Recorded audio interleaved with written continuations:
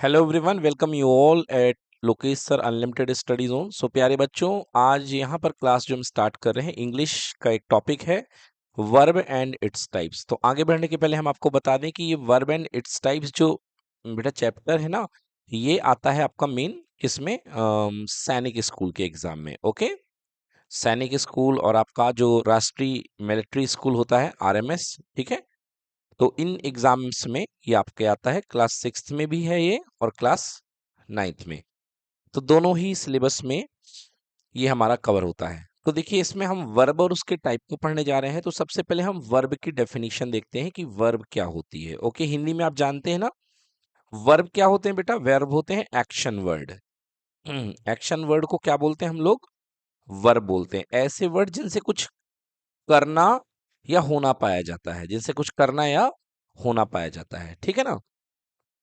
हाँ, तो वर्ब की डेफिनेशन अगर मैं बोलूं, verb is a word that tells about an action और स्टेट। ओके, अब देखो बेटा, वर्ब में ना दो चीजें हो रही होती हैं, एक एक्शन होता है और दूसरा होता है स्टेट। ओके, तो यहाँ पे दो टाइप से वर्ब डिफाइन होती है, एक एक्शन से होती है और एक स्टेट से होती है। कई बार जरूरी नहीं कि आपको हर बार एक्शन मिले, आपको कई बार क्या मिलता है? स्टेट मिलती है।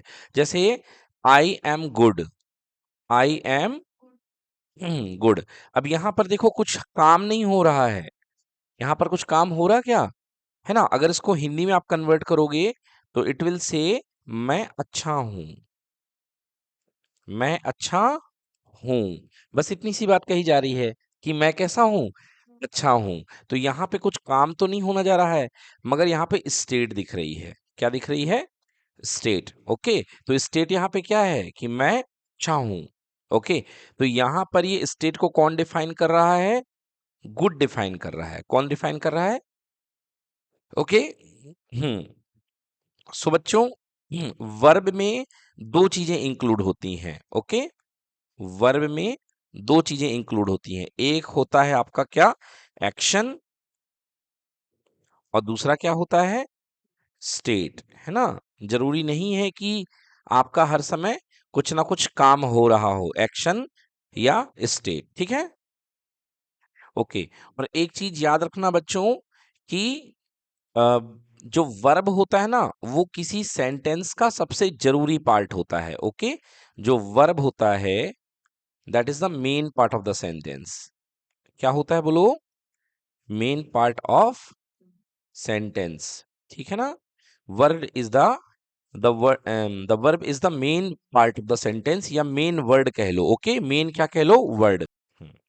अगर आप इसको पार्ट नहीं कहना चाह रहे हो तो मेन वर्ड कह लीजिए। अच्छा, आप लोगों को क्या लगता है, कोई ऐसा सेंटेंस बन सकता है जो बिना वर्ब के हो? बताइए, क्या कोई सेंटेंस बन सकता है जो बिना वर्ब के हो? यस की नो? यस की नो? नो, कभी भी कोई सेंटेंस बिना वर्ब के नहीं बन सकता है। Okay, so no sentence can be completed without a verb. Okay, you know, no sentence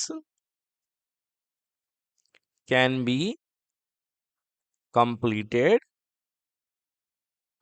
without verb। Okay, मतलब कोई सेंटेंस में कोई ना कोई वर्ब होगी ही, चाहे वो वर्ब आपको एक्शन दिखाएगी, चाहे वो वर्ब आपको क्या दिखाएगी? स्टेट दिखाएगी। ओके, वर्ब आपको एक्शन दिखाएगी और स्टेट दिखाएगी। एक चीज थोड़ा रुक जाइएगा, अभी मैंने यहाँ पे बोला है ना गुड, तो गुड को वर्ब, गुड को वर्ब स्टेट वर्ब मत मानिएगा, यहाँ पे एम होगी स्टेट वर्ब। क्या होगी? एम होगी, समझ गए ना। अभी इसमें हम ज्यादा नहीं जा सकते हैं, थोड़ी देर में मैं आपको बताता हूँ कि स्टेट वर्ब कैसे डिफाइन होती है। ओके राइट, तो दो प्रकार की वर्ब होगी, एक्शन और स्टेट वर्ब। बेटा, जो एक्शन वर्ब होती है ना, उसको बोलते हैं मेन वर्ब। क्या बोलते हैं उसको? मेन वर्ब, ठीक है ना। और जो स्टेट रिप्रेजेंट करती है ना, उसको आप क्या बोलते हो बोलो? ऑक्सिलरी वर्ब, है ना। क्या बोलते हैं? ऑक्सिलरी वर्ब या हेल्पिंग वर्ब, है ना। इसको ऑक्सिलरी वर्ब या हेल्पिंग वर्ब भी बोलते हैं। हेल्पिंग वर्ब कह लो, या इसी का दूसरा नाम क्या है? ऑक्सिलियरी वर्ब, ठीक है। एनीवे, तो बच्चों, ये हमारे पास में हो गया वर्ब की बातें। चलिए अब बात करते हैं कुछ एग्जाम्पल्स की और देखते हैं। हम्म हम्म, कुछ एग्जाम्पल देखते हैं और वर्ब पता लगाने की कोशिश करते हैं। पहला एग्जाम्पल मैं लेता हूं, देखिए फर्स्ट एग्जाम्पल मेरे पास में है। फर्स्ट एग्जाम्पल में लिखूंगा सुप्रिया पेंटेड द वॉल के। Supriya painted the wall. तो बच्चों बहुत इजीली आपको पता चल रहा है कि यहां पर इस पूरे सेंटेंस में कौन सा वर्ड आपको बताओ एक्शन दे रहा है, पेंटेड। कौन सा वर्ड, पेंटेड। और भाई जिसमें ईडी लगा हो तो वो तो कोई दिक्कत की बात ही नहीं है, क्योंकि ईडी लगा है मतलब ये वर्ब का सेकेंड फॉर्म है। तो 100% ये क्या होगा, वर्ब होगा। क्या होगा, वर्ब होगा। तो यहां पर जो वर्ब होगा, वर्ब का जो वर्ड होगा वो पेंटेड होगा, राइट। क्लियर ना। अच्छा देखो एक चीज मैं आपको बताऊं, गुड कभी वर्ब क्यों नहीं हो सकता है बच्चों। यहाँ पे जो गुड है ये वर्ब क्यों नहीं हो सकता है, क्योंकि बेटा जो गुड है ना वो एडजेक्टिव होता है, और एडजेक्टिव की सेकंड फॉर्म थर्ड फॉर्म नहीं होते हैं, एडजेक्टिव की डिग्रीज होती हैं। तो आपने देखा होगा गुड के बाद अगली डिग्री क्या बनती है, बेटर, और थर्ड डिग्री क्या बनती है, बेस्ट, है ना। तो ये जो होती है ये सुपरलेटिव होती है, सॉरी ये कंपैरेटिव होती है, और ये क्या होती है, सुपरलेटिव। ठीक ना। तो इसकी डिग्री जो है बन रही है, इसलिए ये गुड है। गुड क्या बनेगा, एडजेक्टिव बनेगा। क्या बनेगा बेटा, एडजेक्टिव बनेगा। क्लियर हो गया, ठीक ना। गुड क्या बनेगा, एडजेक्टिव बनेगा। क्लियर। चलिए तो देखते हैं, अभी आगे बढ़ेंगे। तो सुप्रिया पेंटेड द वॉल पहला एग्जाम्पल हो गया। एक और एग्जाम्पल मैं लेता हूं, the house is being white washed.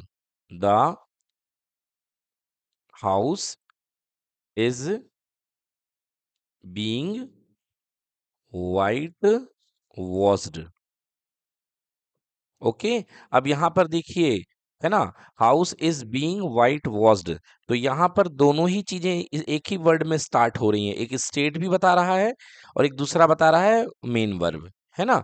देखो यहाँ पे बीइंग, बीइंग मतलब हो रहा है। बीइंग का मतलब क्या होता है, हो रहा है। बीइंग मतलब क्या होता है, हो रहा है मतलब चल रहा है। हो रहा है मतलब चल रहा है। तो बेटा चल रहा है किसको दिखाएगा, स्टेट को।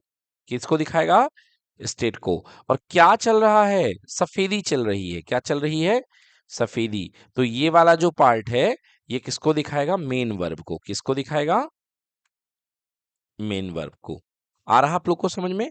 तो ये हो गया। चलिए अब बात करते हैं टाइप्स ऑफ वर्ब की। अब आ रहा हमारा नेक्स्ट टॉपिक है टाइप्स ऑफ वर्ब। ठीक है। अब हम टाइप्स ऑफ वर्ब की बात करते हैं। So there are mainly two types of verb guys.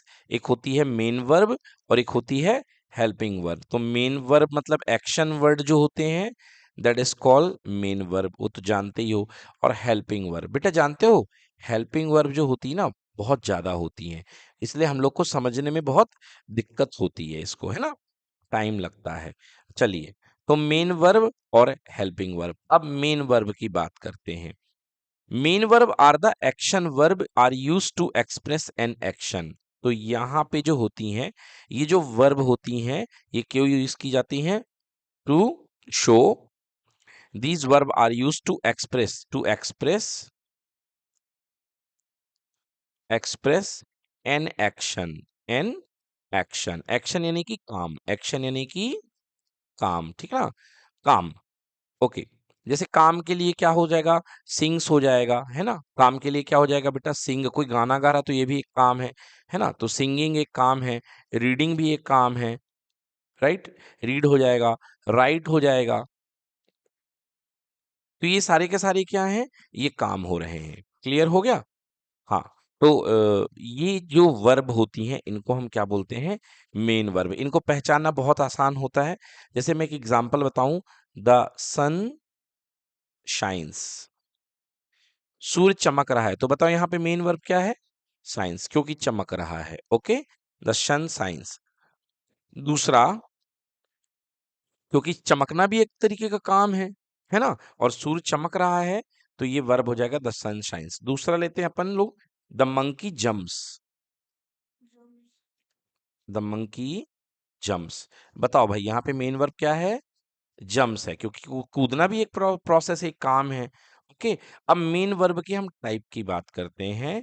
Main verb के टाइप की बात करते हैं। अरे सर इसमें भी टाइप है? हाँ बच्चों इसमें भी टाइप है।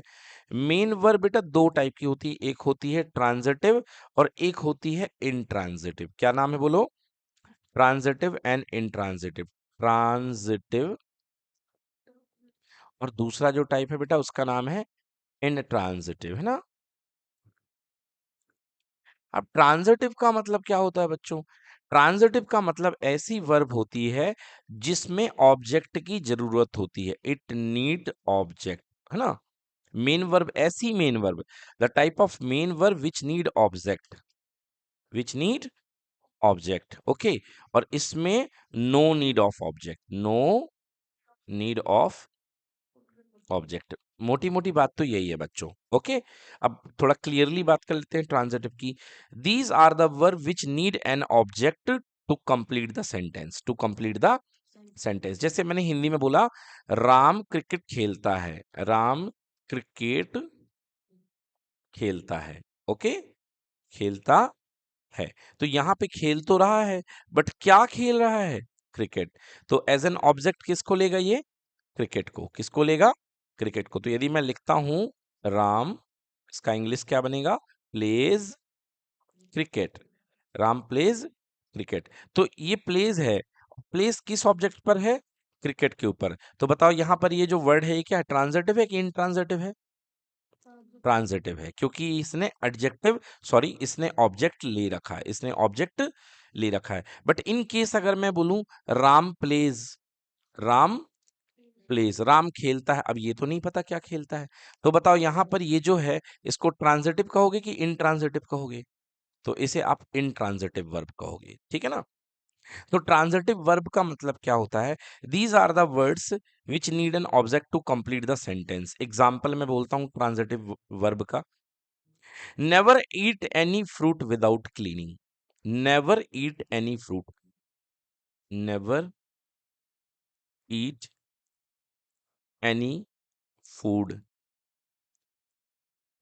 Without cleaning. अब देखिए यहाँ पे ईट जो है क्या है? वर्ब है। ईट क्या है? वर्ब, खाना है। क्या खाने की बात हो रही है? फूड के खाने की बात हो रही है, ओके। तो यहाँ पे इसने ले रखा है ऑब्जेक्ट, क्लियर। अगला देते हैं, एक और एग्जांपल देखते हैं। She writes a letter on every Sunday, she writes letter on every Sunday. बच्चों मुझे बताओ यहाँ पे वर्ब क्या है? राइट। वर्ब क्या है? राइट। वो लिखती है, क्या लिखती है? लेटर लिखती है। तो यहाँ पर ऑब्जेक्ट क्या होगा बच्चों? लेटर होगा। क्लियर हो गया? कोई दिक्कत है क्या? तो आपने देखा पहले एग्जांपल में, in the above example the verb in the first example was eat and in the second example is right, okay. And they require an object. These both the verb require an object. What are the object here? In first example it is food and second example it is letter. Clear? So these verb are called transitive verb. Now we are moving towards the intransitive verb. Next example, next one. Intransitive verb की हम बात कर लेते हैं। Intransitive, चलिए देखिए intransitive क्या होता है। हाँ, these are the verb which do not need any object. These are the verb, these do not need any object to make the sentence complete. मतलब if the sentence is completed without need of any object, so the verb is there is called intransitive verb. Example, they jumped, they jumped, वो कूद गए थे, वो कूद गए थे। भाई कहाँ कूद गए थे इस सबका पता नहीं है, तो यहां पर जो इस सेंटेंस में जो वर्ब है यहाँ पे ये क्या है? इंट्रांजिटिव है, okay. The dog, the dog ran, past form है। Run ran run, run ran run, okay. So the dog ran, कुत्ता दौड़ गया था, कुत्ता दौड़ गया था। किस पर दौड़ गया था कुछ पता नहीं है। सो यहाँ पे भी क्या है? इंट्रांजिटिव। आई ईट, आई ईट, मैंने खा लिया, है ना। ईटन कह लो, ईट इट ईटन, मैंने खा लिया, क्योंकि लिया की बात है मतलब प्रेजेंट परफेक्ट यानी कि थर्ड फॉर्म आएगी, ओके। सो आई ईट, ठीक है ना। अगर आप बात करोगे मैं खा ली, खाया था, तो आई एट, आई एट तो आपने खाया, मगर क्या खाया ये तो पता नहीं है, तो ये क्या है, इंट्रांजिटिव है। Okay, so you've seen that in the above example, the verb jumped and ran do not require any object. Okay, and can alone make the sentence complete. These words are sufficient to make the sentence complete. So that's why these verb are called intransitive verb. Right? आ गया समझ में बच्चों? चलिए, तो main verb हम पूरा कर चुके हैं। अब हम आते हैं अगले टॉपिक पे। क्या नाम है बच्चों? Helping verb. Okay, so our next topic is helping verb. अब हम हेल्पिंग वर्ब की बात करते हैं कि हेल्पिंग वर्ब क्या हुआ करता है। Let's see what is helping verb. Helping verb are use before the main verb. Yes, ये जो होती हैं, जैसे मेन वर्ब होती है ना, मेन वर्ब के पहले इस्तेमाल होती हैं। मेन वर्ब के पहले इस्तेमाल होती हैं। अच्छा, कहीं पर मेन वर्ब नहीं नहीं रहेगी, कहीं पर मेन वर्ब नहीं रहेगी। क्लियर? मतलब वहां पे एक्शन नहीं होगा, वहां पे केवल क्या होगी, स्टेट होगी। क्या होगी बेटा? स्टेट होगी only.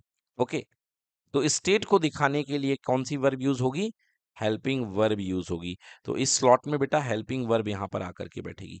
Helping verb are use before the main verb to convey additional information of possibility.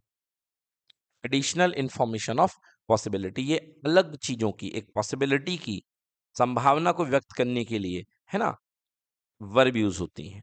Example, यदि हेल्पिंग वर्ब की हम बात करें, हम्म दो चीजें यूज होती हैं। हेल्पिंग वर्ब जो होती है, दो चीजों को एक्सप्रेस करती हैं। एक पॉसिबिलिटी,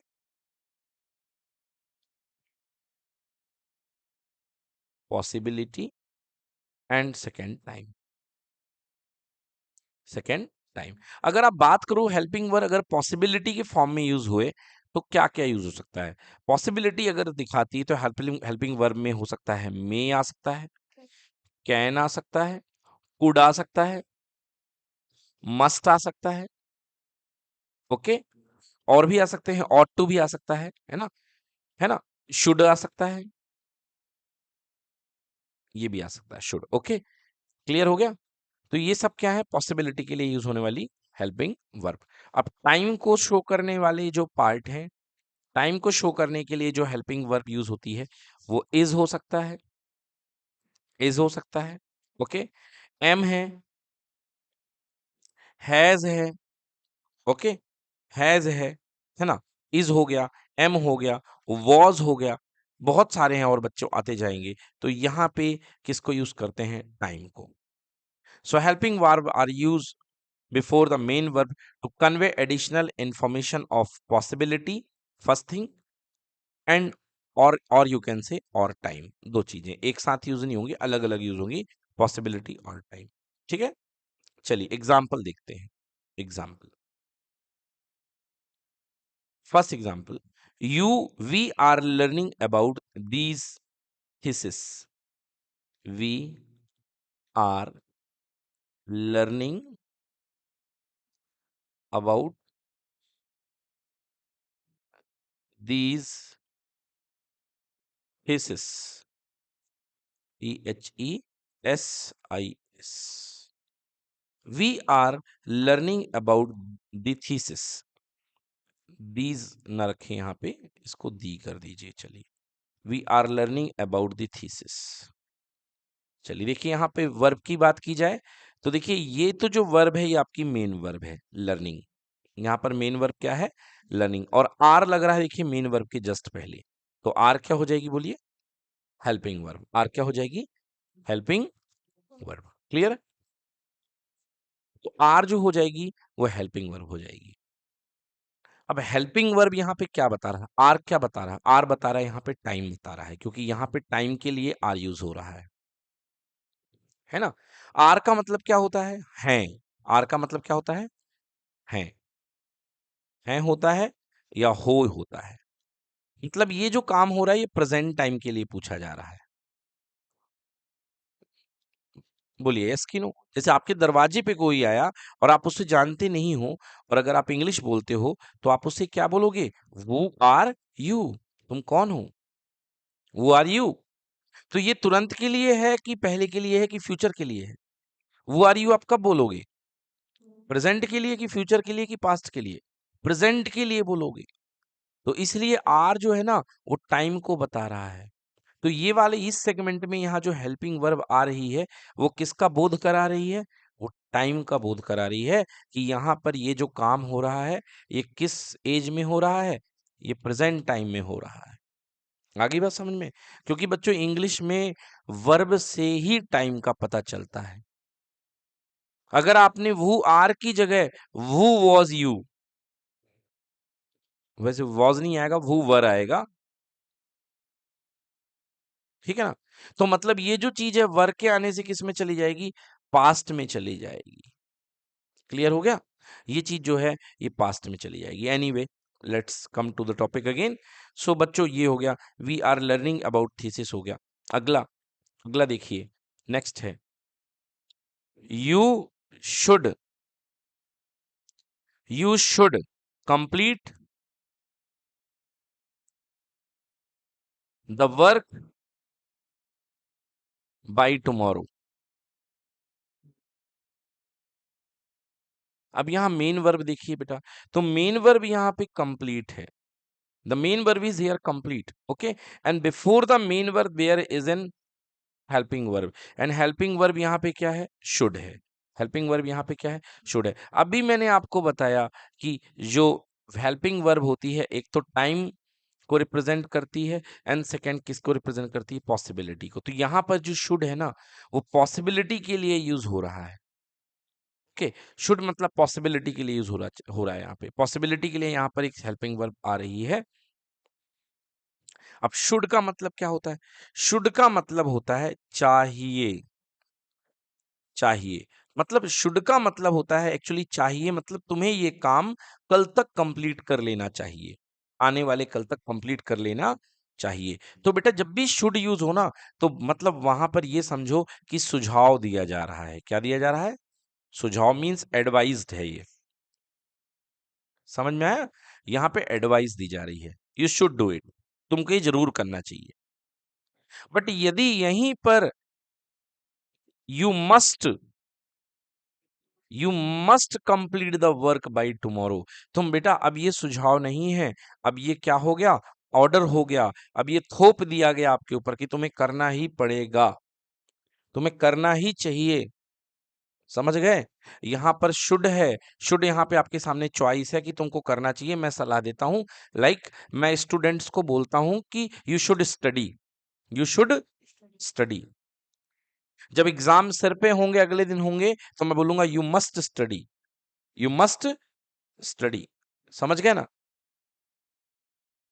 यू शुड स्टडी, उसमें मतलब आपको सुझाव दिया जा रहा है कि तुम्हें पढ़ना चाहिए। You should study to get success, to get good results. ठीक है ना? तो शुड की बात की जाती है, समझदार लोग शुड पे मान जाते हैं। समझ गए? जो नहीं मानते उनके लिए मस्ट का यूज किया जाता है। किसका यूज किया जाता है? मस्ट का। ये ऑर्डर हो गया, यहाँ पे थोप दिया गया, करना ही चाहिए 101%। समझ गए? क्लियर है? अब बात है आगे, अब यहीं पर आप यूज कर लें you may complete the work, you you may complete the work, you may complete the work. May किसके लिए लिखा था बेटा? ये चॉइस के लिए है। किसके लिए है? चॉइस के लिए। जैसे तुमने टीचर से कहा मे आई कम इन, ये परमिशन के लिए यहाँ पे यूज हो रहा है, क्या मैं आ सकता हूं? तो यहाँ पे you may complete the work मतलब यहाँ पे परमिशन दी जा रही है, परमिशन ग्रांटेड, परमिशन ग्रांटेड। देखो बात अलग हो गई, वहां एबिलिटी की बात हो रही थी, ऊपर ऊपर शुड की बात हो रही थी, तो तुमको सुझाव था। किसको क्या था? सुझाव था। अब यहाँ पे मस्ट हो गया तो थोप दिया गया, यहाँ पे परमिशन हो गई। क्या हो गई? परमिशन। चौथी बात ability, you can complete the work, complete the work. अब यहां पर जो कैन वर्ड है बेटा किसको दिखा रहा है? एबिलिटी को। आप किसी को उसकी ताकत का ज्ञान करा रहे हैं कि तुम कर सकते हो यार, you can complete the work. But आप कह दोगे you may complete the work मतलब परमिशन है, परमिशन है यू मे, अब तुम स्टार्ट कर सकते हो, है ना, तुम कर सकते हो। सो ये देखा आपने, एक ही कंप्लीट वर्ड के पहले चार अलग अलग हेल्पिंग वर्ग, चार अलग अलग तरीकों की चीजें आपको सिखा रही हैं। है ना चमत्कार की बात? इसीलिए इंग्लिश टफ हो जाती है। एक मेन वर्ब के पहले चार अलग अलग चीजें, तो चार नए सेंटेंस। अगर आपने मे आई कम इन को कैन आई कम इन कर दिया, तो वहां पर भाई क्लास के अंदर आने के लिए कौन सी एबिलिटी लगेगी? कोई क्लास आपकी दूसरी गैलेक्सी में तो लग नहीं रही कि बहुत एबिलिटी चेक होने वाली है। बोलिए हाँ या ना? चल के ही अंदर आना है। तो मे आई कम इन का मतलब मैं आ सकता हूं, वहां पे परमिशन होता है। क्या होता है? परमिशन। बट यदि आप बात कर देंगे कैन आई कम इन, तो भाई परमिशन नहीं है। आप किसी से पेन मांगे तो मे यूज करें, के यूज नहीं करेंगे। ओके। बट टीचर ने बच्चे को 80 सवाल दे दिए, बच्चे की एबिलिटी थी पिछले कुछ दिनों तक 40 सवाल करने की, और टीचर ने कहा you can do it, you can do it, तो मतलब टीचर उसकी एबिलिटी से रिलेटेड बात वहां पे कर रहा है कि आप इसको कर सकते हो। क्लियर हो गया? परमिशन दी जाती है, you may start the paper in examination hall, you may start the paper. अब आपको परमिशन दे दी गई है, आप लोग चाहे तो स्टार्ट कर सकते हैं, और ना चाहो तो भाई ना करो, हमने परमिशन दे दी। ठीक है ना? परमिशन दे दी हमने, उसके बाद आपकी मर्जी। क्लियर हो गया? यस। तो चलिए बात करते हैं हेल्पिंग वर्ब की। आपने देखा कुछ एग्जाम्पल में, इन द अबव एग्जाम्पल, पहले वाले एग्जाम्पल में आपने देखा क्या थी हेल्पिंग वर्ब? आर थी, आर। एंड सेकेंड वाले में क्या था? शुड था, है ना? Are and should are used as helping verb. और लर्निंग और कंप्लीटेड यहाँ पे क्या थी? मेन वर्ब थी। क्या थी? पहले वाले में लर्निंग कंप्लीट वर्ब थी, और दूसरे वाले में क्या है? कंप्लीट। कंप्लीट यहाँ पे मेन वर्ब थी। अब चलिए बात करते हैं हेल्पिंग वर्ब के टाइप के, जो कि बहुत कॉम्प्लेक्स टॉपिक है। अब बात करते हैं type of helping verb, types of helping verb. Types of helping verb, the helping verb can be divided in primary and model auxiliary verb. बेटा ये हेल्पिंग वर्ब का दूसरा नाम होता है ऑक्सिलरी वर्ब। क्या नाम होता है दूसरा? Auxiliary verb. Now helping verb are divided into two classes. Auxiliary verb are divided into two classes. Helping verb or auxiliary verb divided into two classes. One is called primary auxiliary verb. Primary auxiliary, AUXILIARY.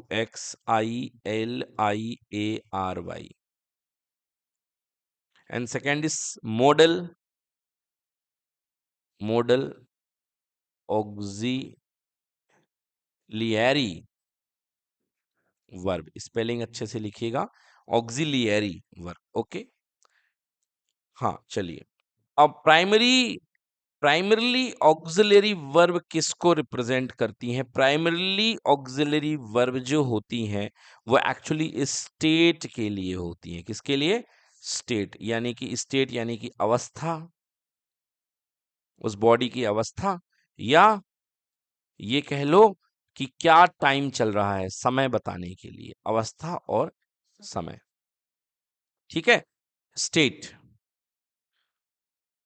और model auxiliary verb वही जो हमने ऊपर पढ़ा है कि और देखा था आपने, जो हमने बताया था आपको, यू कैन, यू में, है ना, जो आपको क्या बताती हैं बताइए? क्या बताया था हमने आपको? दो तरीके की वर्ब होती है ना, एक होती है पॉसिबिलिटी। क्या होती है? पॉसिबिलिटी। तो ये जो दूसरा वाला पार्ट है, ये पॉसिबिलिटी के टाइप बताएगा। ठीक है, अब आइए देखते हैं स्टेट के लिए।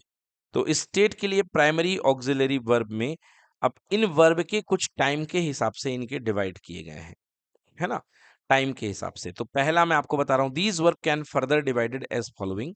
तो पहला मैं आपको बता रहा हूं, चलिए देखिए। तो बच्चों प्राइमरी ऑक्सिलरी वर्ब में हम इनको कैसे डिवाइड करते हैं? पहला है verbs to be, to be मतलब होने के लिए, किसी चीज के होने के लिए। किसी काम के होने के लिए, मतलब समझ रहे? मतलब कोई काम हो रहा है, किस स्टेट में हो रहा है, कोई काम हो रहा है, तो उसके लिए क्या यूज करना है आपको, अगर कुछ चीज हो रही है ना? लाइक ये तो इसमें क्या यूज होगा, इसमें यूज होगा इज। क्या यूज होगा बच्चों? इज यूज होगा। Am are, is am are, ठीक है। ये तो हो गया प्रेजेंट में, आप जानते हो आई के लिए तो हमेशा एम यूज होता है, और ज्यादा के लिए क्या यूज होता है? Are. Is am are. Clear? हाँ। और क्या यूज हो सकता है, देखिए वॉज, वर और बीइंग। बेटा ये जो है, ये सबके सब स्टेट के लिए ऑक्सिलरी वर्ब है। किसके लिए? स्टेट के लिए। Second verbs to do. To do, कोई काम करने के लिए। किसके लिए? करने के लिए।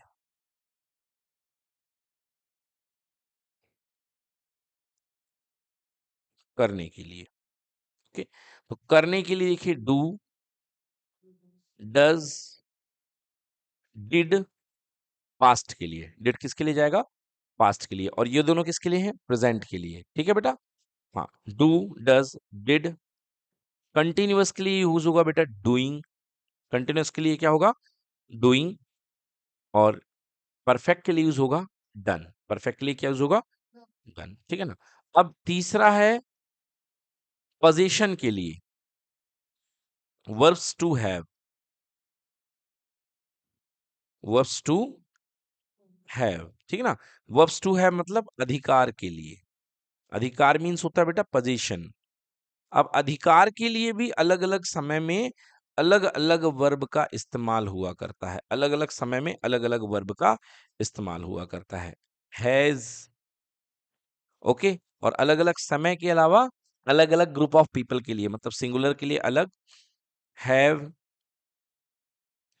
Had, okay, and having. Having, ठीक है ना? जैसे एग्जांपल मैं बताऊं कि मेरे पास एक कार थी। मेरे पास एक कार थी। ये देखिए, अब मैं बोलूंगा भाई इसमें वर्ब क्या है, तो वर्ब तो दिखाई नहीं दे रही यहाँ पे। बोलिए दिखाई दे रही क्या? वर्ब यहाँ पर दिखाई नहीं दे रही है। बट आपको ये भी पता है कि दुनिया का कोई भी वर्ड बिना वर्ब, कोई भी सेंटेंस बिना वर्ब के बन नहीं सकता। ठीक है ना? तो यहाँ पे आपको देखना पड़ेगा यार किसके बारे में बात की जा रही है। एक कार थी, मतलब पोजीशन के बारे में बात की जा रही है। मतलब कार का होना ही वर्ब बनेगा। मतलब यहाँ पे स्टेट वर्ब हमको छाटनी पड़ेगी। ओके, तो मेरे पास एक कार थी आई। अब कार थी, कार का होना, पोजीशन होना, तो क्या लगेगा? Had. I had. I had, ठीक है ना? आई हैड, क्योंकि आपको मैंने बताया अभी, देखिए वर्ब टू हैव किसी अधिकार के लिए हैज, हैव, हैड। क्लियर है? तो पास्ट के लिए हमेशा क्या यूज होता है? हैड यूज होता है, चाहे सिंगुलर हो चाहे प्लूरल हो। तो I had a car, I had a car. Clear हो गया? अब यदि इसी बात को प्रेजेंट में करते, मेरे पास एक कार है। एक कार है, तो आई के लिए प्रेजेंट में क्या लगता है? हैव लगता है। क्या लगता है? हैव। तो आई हैव अ कार। ठीक है ना? तो यहां पर जो वर्ब हैव है, वो पोजीशन के लिए वर्ब को शो कर रहा है, हेल्पिंग वर्ब को। ठीक है ना? तो बहुत सारी ऐसी वर्ब होती हैं जो दिखती नहीं है। ठीक है ना? और उनको आपको समझना पड़ेगा। चलिए, अब ये वाला पार्ट अपना खत्म हो चुका है। तो इस टेबल को बहुत अच्छे से समझ लीजिएगा, क्योंकि ये चीजें यूज होने वाली हैं। ठीक है ना? ये चीजें यूज होने वाली हैं। जैसे अब मैं बात करूं, बारिश हो रही है।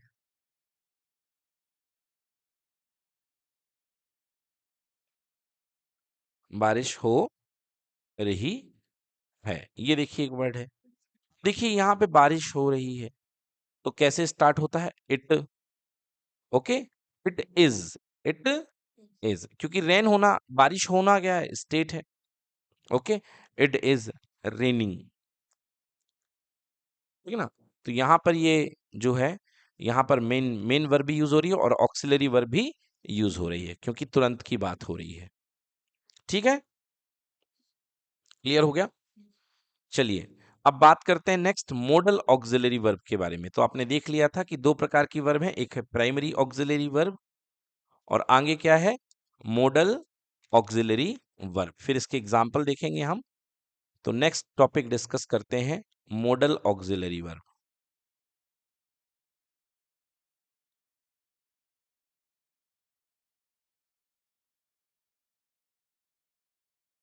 Model auxiliary verb. So what are modal auxiliary verb?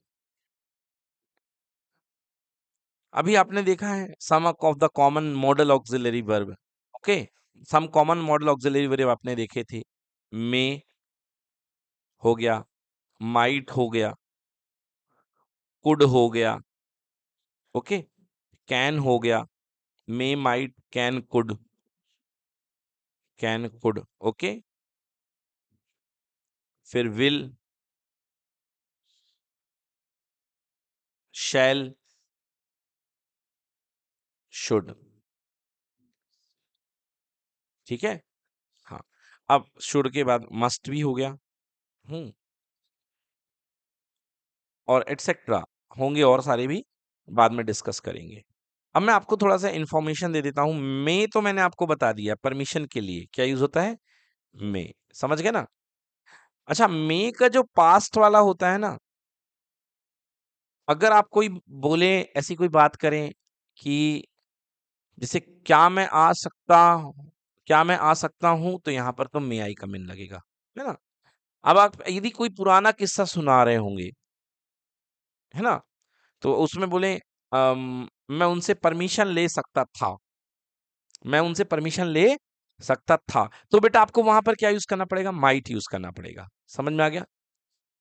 अब जैसे मैं खेल सकता हूं, आई कैन प्ले, एबिलिटी, मैं उस समय क्रिकेट खेल सकता था, could I play that time. ऐसे देखा होगा आपने क्रिकेटरों को बोलते हुए, है ना? अगर आप पिछली समय की एबिलिटी की बात करेंगे तो क्या यूज करेंगे, कुड। और अभी राइट नाउ की बात करेंगे तो क्या यूज करेंगे, कैन। क्लियर हो गया? ऐसे विल, विल मतलब कि अपने अंदर की इच्छा, आई विल डू इट, मैं कर ही लूंगा।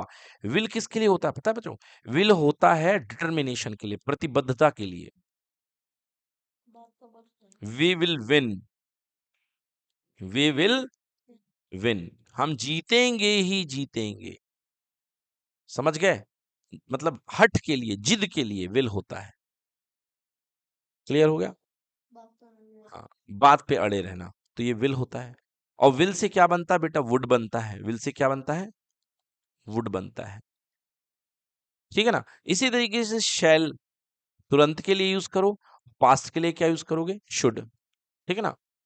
मस्ट का कुछ नहीं होता है ना? तो ये आपके हो गए हैं। अब इनकी प्रैक्टिस हम धीरे धीरे करेंगे ना, तो आपको समझ में आ जाएगा। ओके, तो ये हमारे हो गए हैं मॉडल ऑक्सिलरी वर्ब। चलिए, अब हम यूज इनके सिखा रहे हैं, यूज ऑफ सम मॉडल्स आपको दिखा रहे हैं, use of some important models, use of some important models. अच्छा, जो मॉडल होते हैं ना, उनका आप यूज एक से कई ज्यादा जगह पर अलग अलग रूप में कर सकते हो। देखिए बच्चों, ऑन स्क्रीन में आपको दिखा रहा हूं मॉडल वर्ब की डेफिनेशन। Modal verb are known as auxiliary verb, are special words that expresses concepts like possibility, ability, permission, obligation, necessity are used alongside the main verb to modify its meaning। मतलब ये main verb के साथ लग करके उसका meaning क्या कर देते हैं, चेंज कर देते हैं। जैसे प्ले के साथ, जैसे मे आई कम इन के साथ आपको मैंने बताया था, ठीक है ना, मे आई कम इन। तो जब मे लगा था, you may do it, you can do it, you should do it, तो आपने देखा था अलग अलग बातें हो रही थी कि नहीं हो रही थी? हाँ, जो मैंने एग्जाम्पल बताया था आपको यू डू इट का, तो उसमें you can do it, you should do it, you must do it, you should, है ना? तो इसमें यू मे डू इट, अलग अलग बातें हो रही थी। Common example include can, could, may, might, must, shall, should, will, would and ought. Ought भी होती है एक मॉडल वर्ब। क्लियर हो गया बेटा? क्लियर हो गया? Now example, ability, I can swim. Permission, you may leave, is granted permission. Obligation, you must pay the bill. Obligation means देना ही होगा, it is required to pay, पे करना जरूरी है। Possibility, it might rain tomorrow, it might rain tomorrow, शायद कल बारिश हो सकती है। तो might जहां पे possibility की बात हो, संभावना बताएं आप, तो वहां पे possibility की बात के लिए किसका यूज करेंगे? might का। क्लियर हो गया जी? चलिए, ये मॉडल वर्ब के यूजेस लिखे हुए। कैन कुड का यूज किसके लिए होता है? Ability, permission and possibility.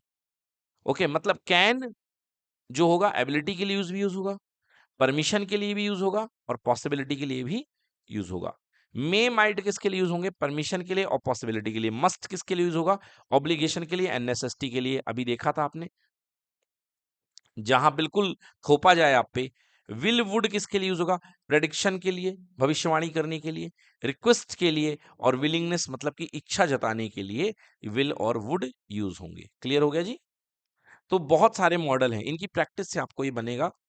बच्चों, ये आपके सामने एक चार्ट में प्रेस कर रहा हूं, देखिए। कैन मॉडल वर्ब है, कैन। अब कैन का यूज देखिए, एबिलिटी, पॉसिबिलिटी एंड परमिशन, मतलब 3 जगहों में कैन का यूज होगा। Ability, possibility and permission. I can swim, ability की बात हो रही है। I can go to the park, can I go to the park, यहां पर परमिशन मांगी जा रही है ना? वैसे ज्यादा बेटर है कि आप यहां पे मे का यूज करिए। मे कब यूज होगा और कैन कब यूज होगा, इसमें भी फर्क है। देखिए, जब आप किसी बड़े से परमिशन मांगेंगे तो आप मे बोलेंगे। क्या बोलेंगे? मे, खासकर स्कूल में टीचर से और बड़े ओहदे में। मगर जब आप अपने घर के लोगों से परमिशन मांगेंगे, अपने बड़े भाई से, तो आप वहां पे कैन लगाइए। क्या लगाइए? कैन। मतलब रिस्पेक्ट को दिखाने के लिए आपको मे का इस्तेमाल करना है। और जहां पर रिस्पेक्ट उतनी ज्यादा नहीं है, जहां पर आप फॉर्मल हैं, वहां पे आप क्या यूज करेंगे? कैन। तो can I go to the park, ये आप घर में पूछ सकते हैं, बट टीचर के सामने जब आप बात करेंगे तो क्या यूज करेंगे? मे। क्लियर हो गया? तो ये कंफ्यूजन आपको क्लियर हो जाना चाहिए कि सर यहाँ पे मे का इस्तेमाल क्यों नहीं करा गया है। चलिए, कुछ एग्जाम्पल देखते हैं साथ ही साथ, और बात चलती रहेगी हमारी यहाँ इस स्लाइड में। चलिए देखिए, एक एग्जाम्पल मैं दिखा रहा हूं। Ravi can speak this language. Ravi can speak this language. अब यहां पर बताइए, इस मॉडल कैन का यूज जो है किस फॉर्म में हुआ है? एबिलिटी। Very good. यहां पे आपसे पूछा जाएगा कि कैन का यूज किस फॉर्म में हुआ है? एबिलिटी के फॉर्म में हुआ है। अगला है सेकंड है, he can lift a heavy boom. He can lift a heavy boom, उठा सकता है। तो यहां भी एबिलिटी की बात हुई है, और ऐसी एबिलिटी को आप पावर भी बोल सकते हैं। अगर कोई अपनी पावर दिखाए या एबिलिटी शो करे, तो एबिलिटी और पावर। क्लियर है? Next, she can enter the room. She can enter the room, बताइए एबिलिटी है कि परमिशन है?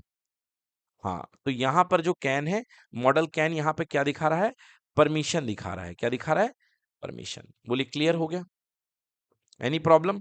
तो यहां पर ये परमिशन दिखाई जा रही है कैन के थ्रू। चलिए, अब कुड का देख लेते हैं यूज। ये देखिए, कुड है। कुड कब यूज करते हैं? एक पोलाइट रिक्वेस्ट के लिए। Could you please give me A cup of coffee, है ना? Could you please give me A cup of coffee. Could लगा दियो तो वैसे प्लीज लगाने की जरूरत नहीं है। Could you give me A cup of coffee. Could you pass the salt, और साथ में प्लीज भी लगा दिया, सोने पे सुहागा। क्या बात है भाई? Could you could you pass the salt please. ठीक है ना? तो पोलाइट जब रिक्वेस्ट आपको करनी पड़ती है, बहुत प्यार से, विनम्रता भाव से जब आपको बात करनी पड़ती है, तो आप किसका यूज करते हैं बेटा यहाँ पर? तब आप कुड का इस्तेमाल करते हैं। ओके, तब आप जो है यहाँ पे कुड का यूज करते हैं। टेंटेटिव पॉसिबिलिटीज, तुरंत की भविष्यवाणी, तुरंत की संभावना दिखाने के लिए। इट कुड रेन टुडे, यार हो सकता है बारिश हो। इट कुड रेन टुडे, समझ गए ना। आज पॉसिबिलिटी है कि पानी बरस जाए। आइए देखते हैं। तो कुछ तो क्या पोलाइट रिक्वेस्ट, टेंटेटिव, पॉसिबिलिटी, ठीक है ना। एक एग्जांपल देखते हैं यहाँ पे। टेंटेटिव पॉसिबिलिटी, एक इसमें वर्ड और जोड़ दीजिए। टेंटेटिव पॉसिबिलिटी से मिलता जुलता वर्ड है एबिलिटी। एबिलिटी, आइए देखते हैं एग्जांपल। एग्जाम्पल मैं लेता हूं, पहला है एग्जाम्पल मेरे पास, she could walk in the ramp. She could walk in the ramp. अब बताओ भाई साहब ये क्या है? ना ना ना ना, ये टेंटेटिव पॉसिबिलिटी नहीं है यहाँ पे, समझ गए। She could walk in the ramp, देखिए यहाँ पे कैन की पास्ट फॉर्म में जा रहा है ये सेंटेंस। उस दिन रोहित शर्मा शतक मार सकता था, उस दिन ईशान किशन बहुत अच्छा खेल सकता था, वर्ल्ड कप के दिन में विराट कोहली शतक मार सकता था कि नहीं मार सकता था? वो शतक के बहुत करीब पहुंच गया था। क्यों भाई युवराज, कितने रन बनाए थे? नहीं पता, 80 के तो ऊपर थे ना। हाँ, 84। तो शतक मार सकता था कि नहीं मार सकता था?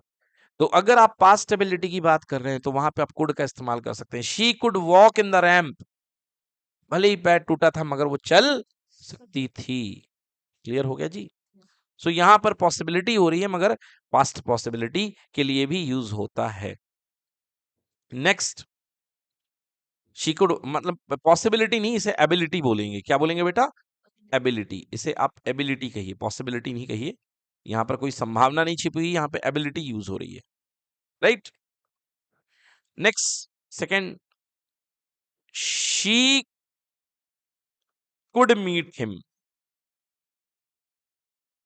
शी कुड मीट हिम, अब यहां पे पॉसिबिलिटी है कि हो सकता था कि भैया वो मिल ले उनसे, हो सकता था मिल ले। मैं बार बोल, हो सकता था, हो सकता था, पास्ट की बात हो रही है। हो सकता था, हम कलकत्ता गए थे और वापस लौटने के बाद हम विचार कर रहे हैं, यार हो सकता था कि हम लोग बुआ से मिल के आ जाते, है ना। क्लियर?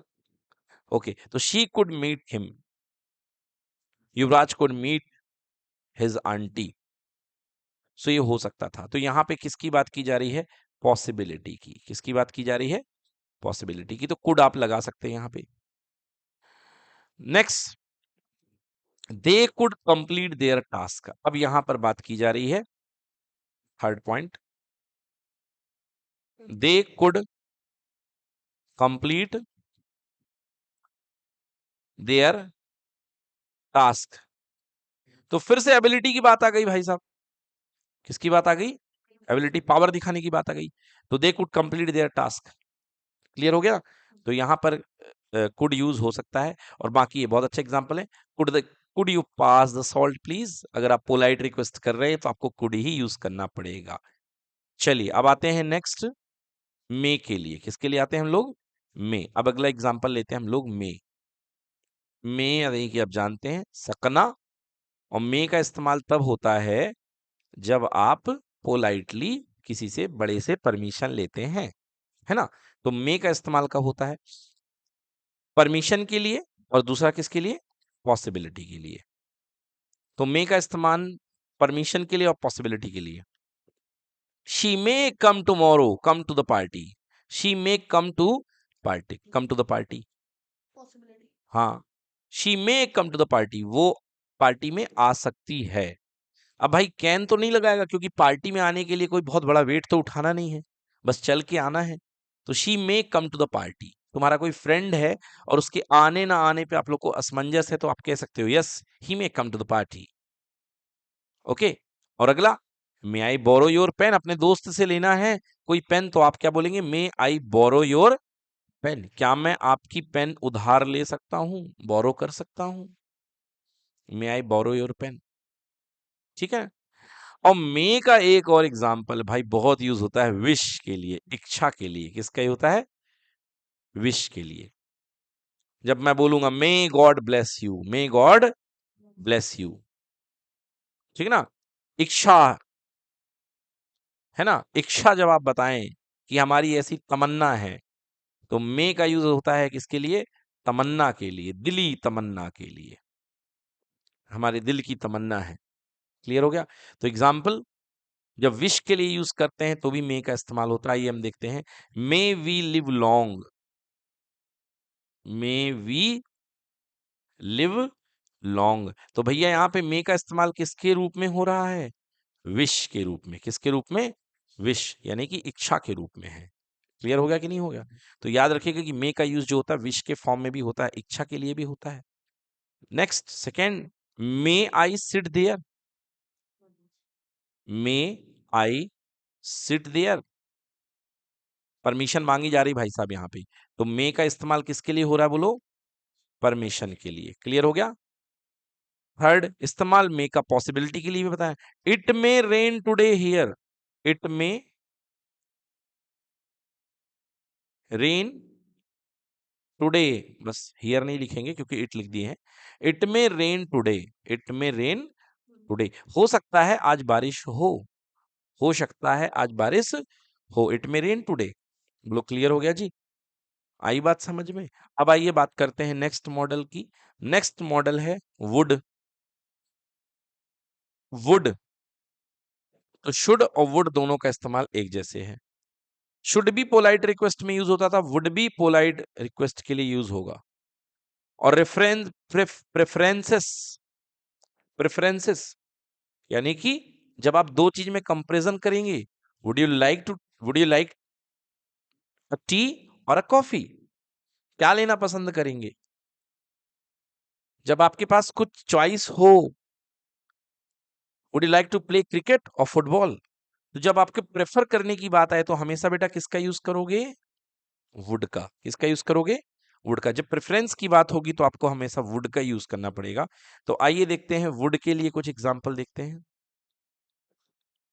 पहले ऊपर वाले एग्जाम्पल देख लेते हैं इसके। वुड के लिए देखिए क्या एग्जाम्पल है। Would you mind closing the door, would you mind closing the door, अगर आपको बुरा ना लगे, अगर आप माइंड ना करें, अगर आपको गलत ना लगे तो आप प्लीज दरवाजा बंद कर देंगे। जब आप जैसे आप कि आप कमरे में बैठे हो, आप पढ़ रहे हो, पढ़ाई कर रहे हो, और आपकी मम्मी जा रही हैं कमरे से बाहर, और आप कह रहे हो मम्मी से नहीं कह सकते शट द डोर, ऑर्डर नहीं दे सकते हो, है ना। तो आपको यहां पर क्या कहना पड़ेगा? पोलाइट रिक्वेस्ट करनी पड़ेगी, would you mind closing the door. समझ गए? Would you mind closing the door. तो यहां पे लिखना पड़ेगा आपको वुड यू माइंड। जब भी आप पोलाइट रिक्वेस्ट करते तो आपको वुड का यूज करना पड़ेगा। समझ में आ गया? तो ये आपको बोलना पड़ेगा। चलिए और देखते हैं, प्रेफरेंसेस के लिए मैं एग्जांपल दे देता हूं। चलिए वुड का इस्तेमाल देखते हैं अपन। हाँ, वुड मैंने आपको बताया था कि पास्ट के लिए कुड और वुड का इस्तेमाल होता है, पास्ट हैबिट के लिए। पास्ट हैबिट के लिए कुड और वुड का इस्तेमाल होता है। क्लियर? चलिए एग्जांपल, मोहन, मोहन वुड, बेटा ऑन कर दो switch first. Mohan would, Mohan would study eight 5 o'clock। ठीक है, Mohan would study eight 5 o'clock। ये बेटा पास्ट हैबिट बता रहा, भले ही यहाँ पे वुड लगा हुआ है, मगर ये किसकी हैबिट है? ये पास्ट हैबिट के लिए। I would study eight 5 o'clock।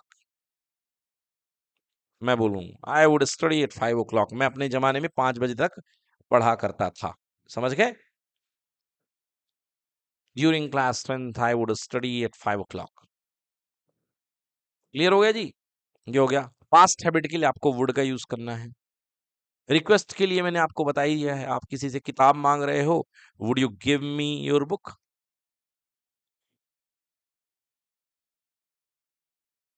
Would you give me your book, ठीक है। Would you give me your book, या दूसरा आप लगा ही सकते हो जो मैंने आपको वुड वाला पढ़ाया, would you mind closing the door, ठीक है ना। क्लोजिंग द डोर, जहां पे आपको पोलाइट रिक्वेस्ट करना हो। Would you give me your book, क्या मुझे तुम अपनी बुक देना चाहोगे, पसंद करोगे, ठीक है ना। जब मतलब आपको यहाँ पे क्या, अब यहाँ पे किस फॉर्म में आ रहा है बेटा, ये पोलाइट रिक्वेस्ट, क्या तुम मुझे अपनी किताबें दोगे, ठीक है। Yes. Next, would you like to have T,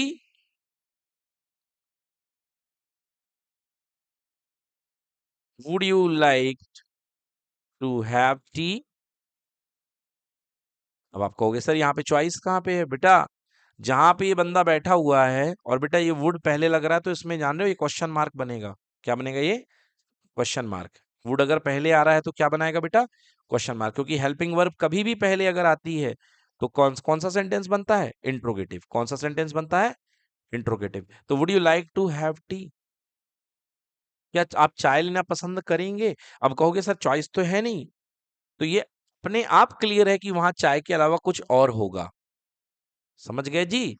तो अगर आप यहाँ पे चाय के अलावा, तो दो चीजें यहाँ पे, एक ऑफर भी कर सकते हो और दूसरा यहाँ पे क्या है, यहाँ पे आपके पास चॉइस भी है, क्या है, चॉइस भी है, मतलब अल्टरनेटिव प्रेजेंट है, जिसको चॉइस को यहाँ पर इन्होंने क्या लिख दिया था, प्रेफरेंसेस, प्रेफरेंसेस, तो ये होगा, है ना। जैसे आप शॉपिंग में गए, आपको तीन चीज दिखाई शॉपिंग वाले ने कि सर आप क्या लेना चाहेंगे, ए बी सी, तीन चीजें हैं, ए बैठा है, बी बैठा है, सी बैठा है, तीन चीजें हैं, तीन प्रकार के एनर्जी ड्रिंक है, या I would like to go with a, I would like to go with a. Cricketers को आपने देखा होगा बात करते हुए इस तरीके, या I would like to open with a team as the pitch supports the batsman, so I prefer to go with the open, समझ गए, इस तरीके से। तो बेटा ग्रामर से बहुत फर्क पड़ता है। ये हो गई वुड की बात। अब आ जाइए भाई साहब, शुड की बात कर ली जाए। Should should should should should should मैंने बताया था कि सलाह जब दी जाए किसी को, रिकमेंडेशन, थोप नहीं रहे हो, सलाह दे रहे हो, रिकमेंड कर रहे हो, भैया मान लो मेरी बात, मान सकते हो तो मान लो, आई रिकमेंड। जैसे मैंने बच्चे को बुक रिकमेंड की है, मैंने कोई कंपल्सन नहीं किया है, अगर कंपल्सन होता खरीदना ही पड़ता, बट मैंने बुक बच्चे को क्या करी, रिकमेंड करी कि तुम ये ले सकते हो चाहो तो, और नहीं चाहो तो मत लो।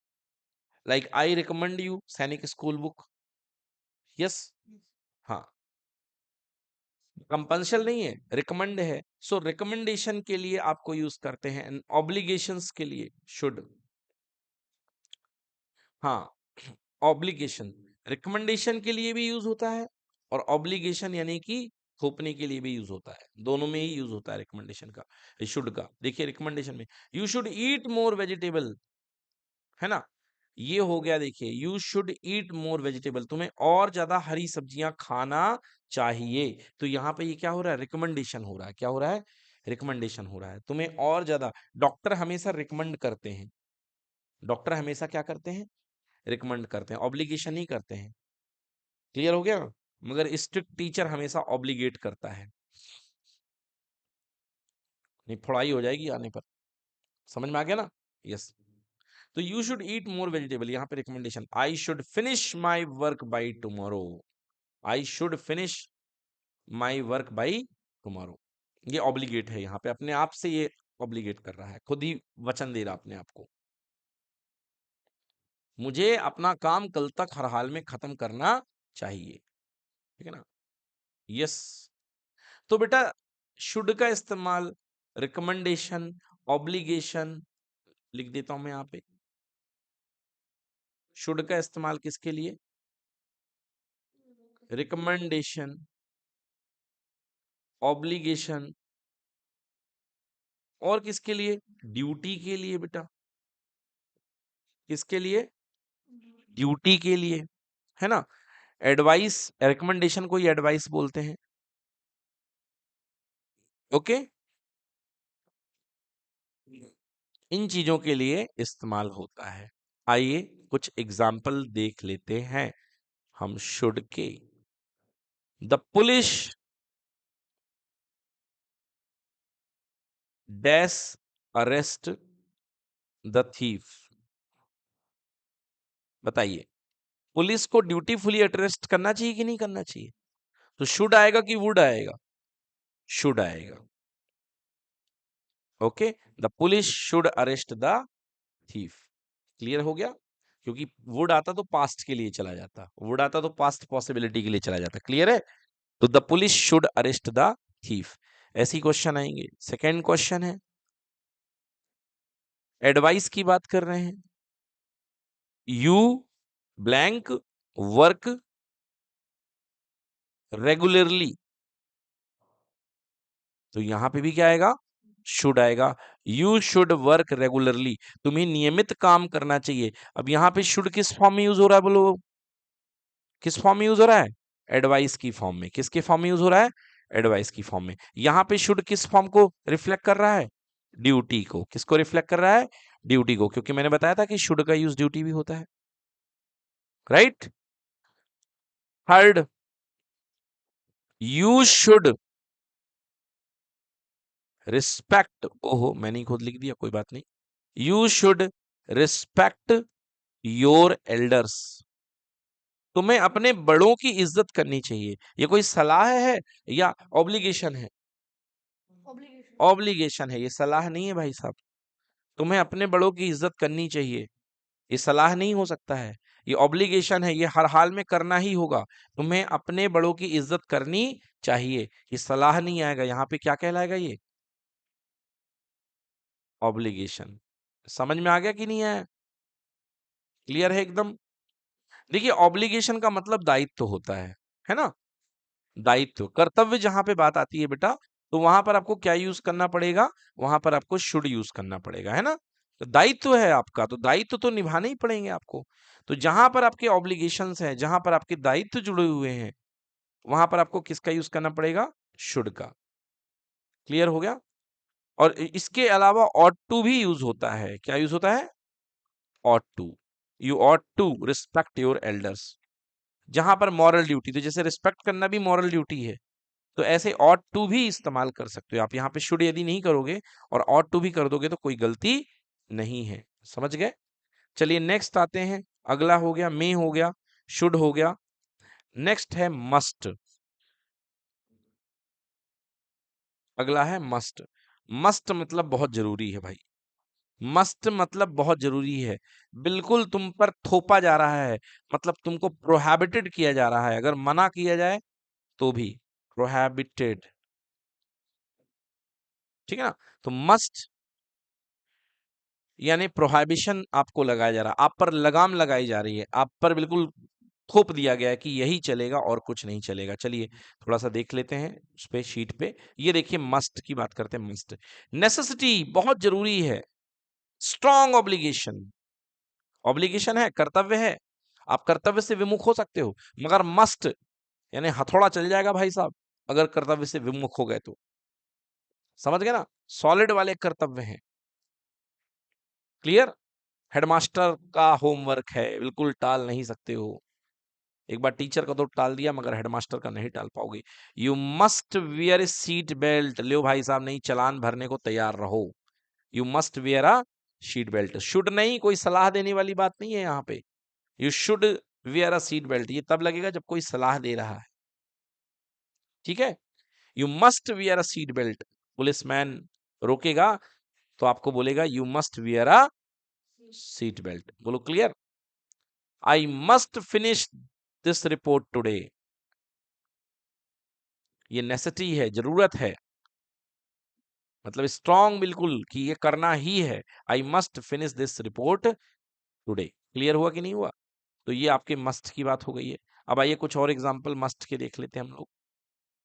मस्ट के कुछ और एग्जाम्पल हम लोग देख लेते हैं। देखिए क्या है एग्जाम्पल मस्ट के। पहला एग्जाम्पल देखता हूं मैं मस्ट का। We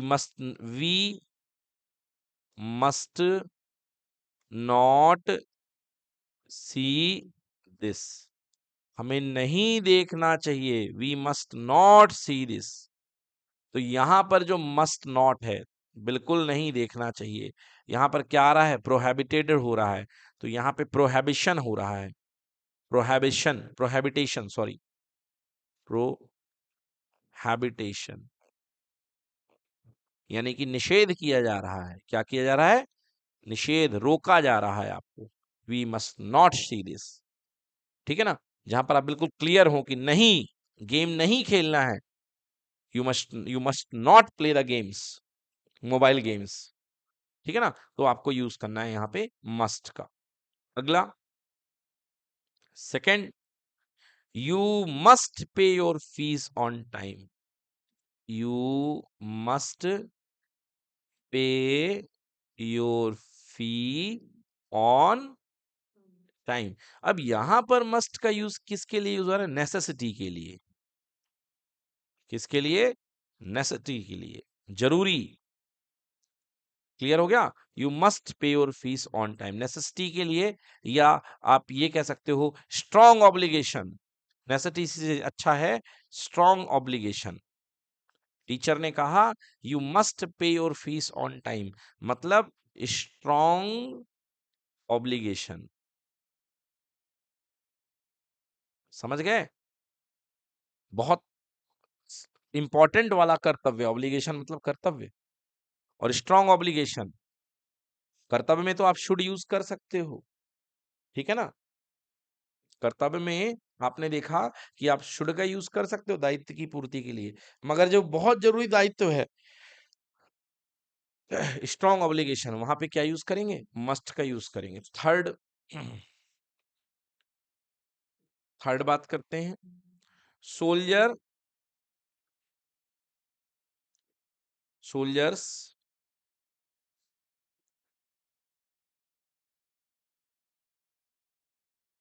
win the battle. Okay, soldiers, तो सोल्जर विन द बैटल, जीतेंगे, जीतना चाहिए।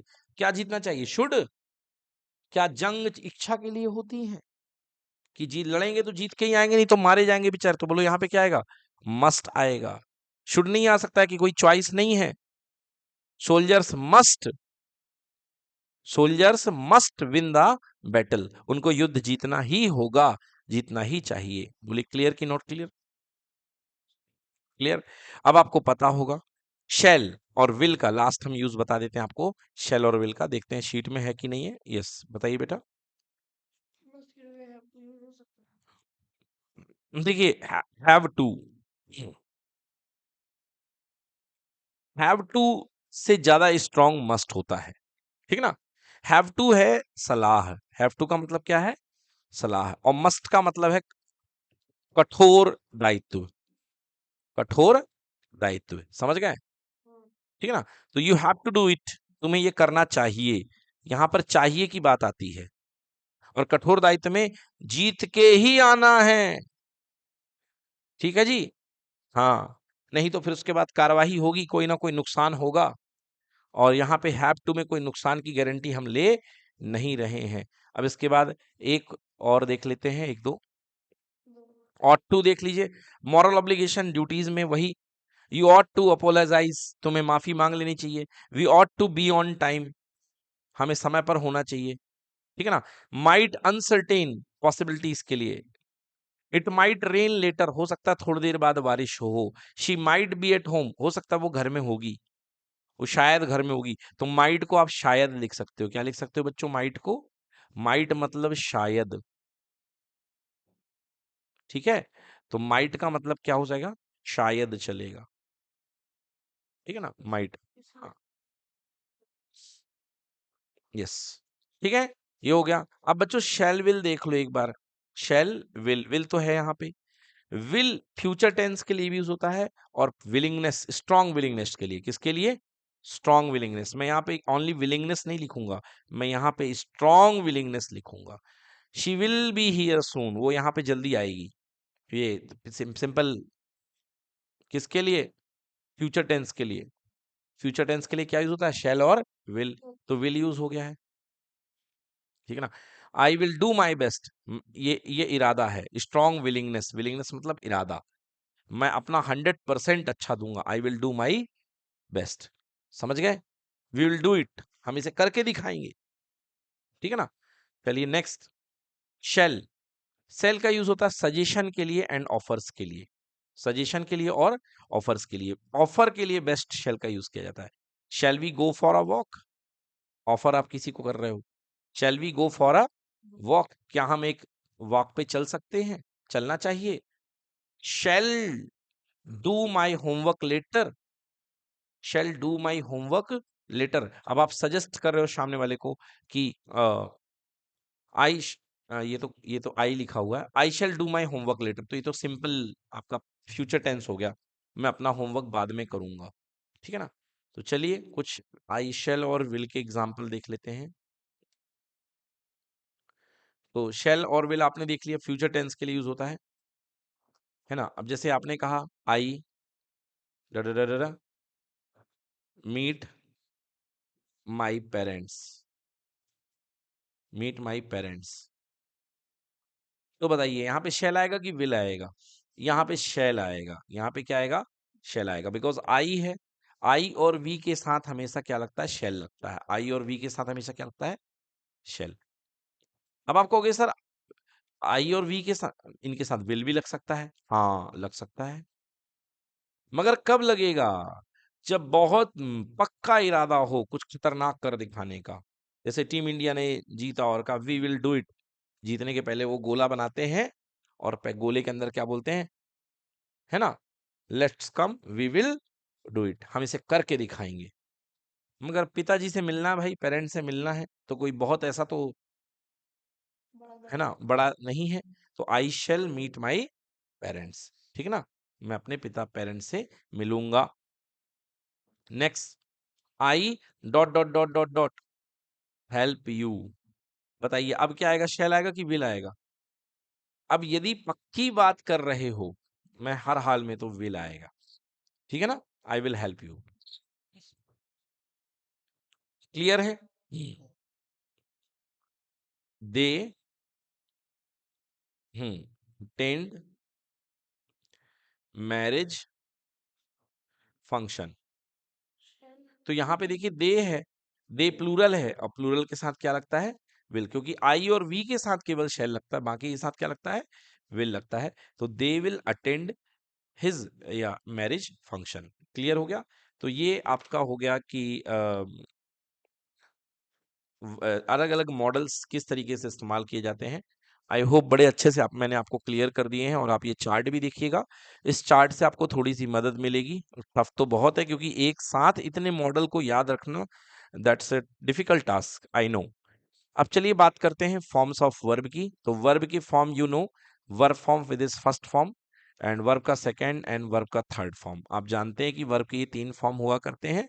वर्ब का जो फोर्थ फॉर्म होता है, इसे V1 प्लस ING भी बोला जाता है। ओके, ये कहां पर यूज होता है बेटा? ये कंटिन्यूअस में यूज होता है। जब कंटिन्यूअस सेंटेंस होता है तो आपका V1 प्लस ING, लाइक ये है प्ले, प्ले का हो जाएगा प्लेड, एंड थर्ड फॉर्म हो जाएगा played, play played played. Okay, and V1 plus ING first form plus ING playing, this is fourth form of verb, right.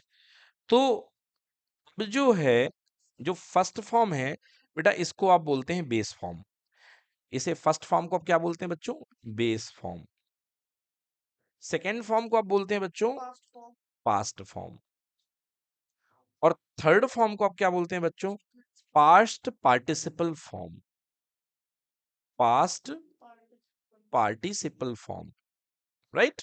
इसे आप past participle form बोला करते हैं, थर्ड फॉर्म। अब आइए कुछ रूल्स हम बता देते हैं।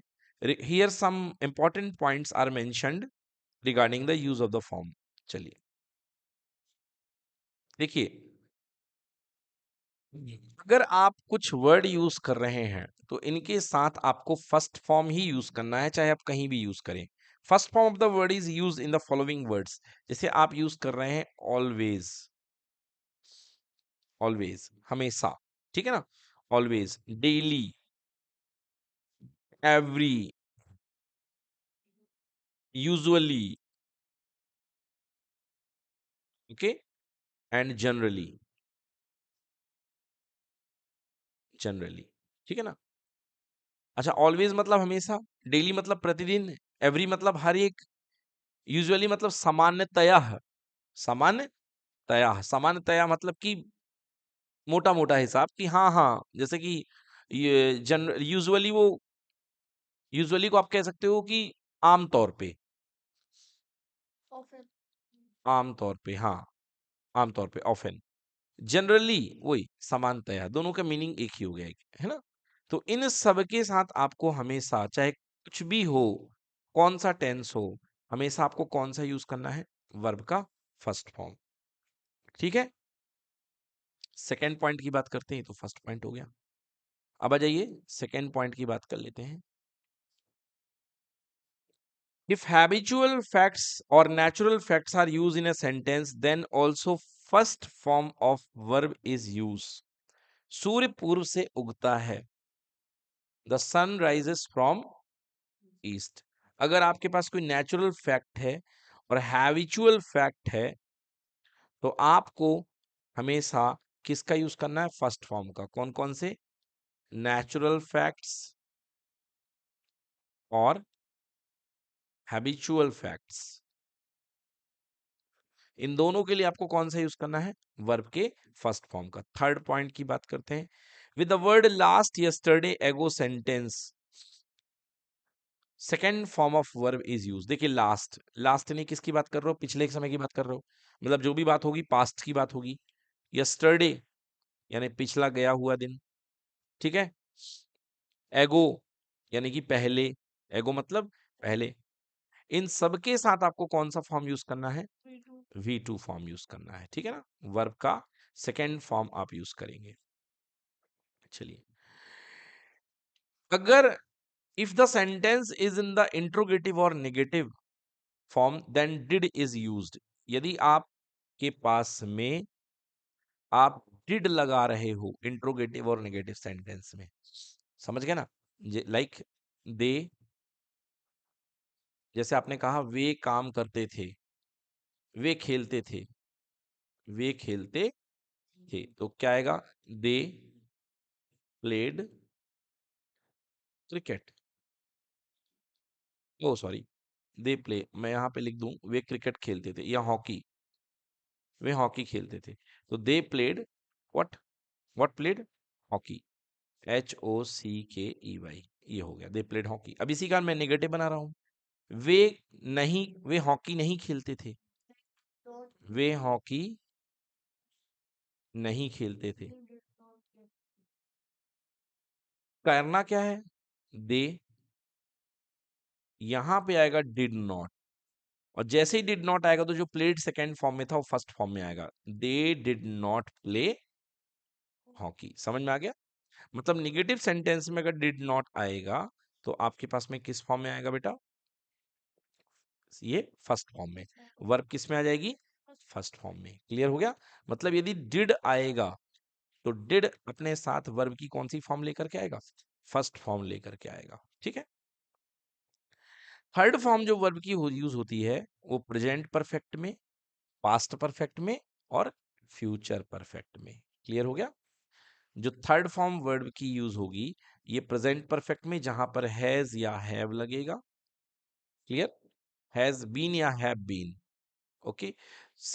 पास्ट, जहां पे आपके पास क्या लगेगा, हैड बीन, और फ्यूचर जहां पर आपके पास में लगेगा विल हैव बीन या शैल हैव बीन, ओके।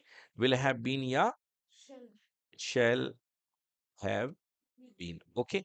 तो बच्चों इस तरीके से ये हमारा पूरा का पूरा टॉपिक यहाँ पे क्लियर हो जाता है।